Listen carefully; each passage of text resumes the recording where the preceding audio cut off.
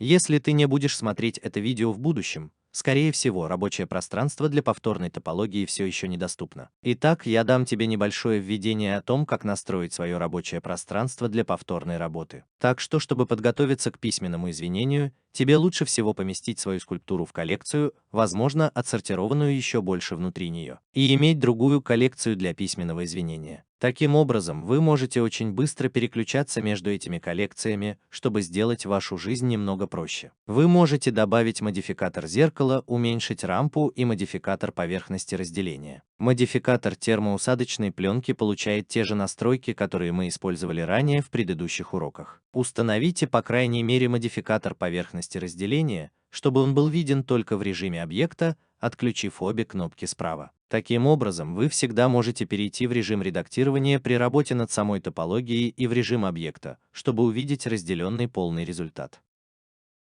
Конечно, прямо сейчас все еще трудно увидеть объект повторной топологии, так как он пересекается со скульптурой в текущей версии Blender.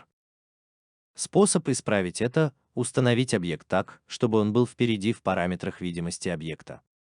Это снова будет часто переключаться, поэтому назначьте ярлык или быстрое избранное для этой опции. В режиме редактирования вы даже можете еще больше улучшить отображение сетки, используя скрытое наложение проводов, которое покажет только провода объекта. Но грани все равно будут закрывать геометрию за ними. В будущих выпусках появится опция лучшей видимости, например, переработанное скрытое наложение проводов, просто называемое Retopology, которое сразу же устраняет многие настройки и проблемы.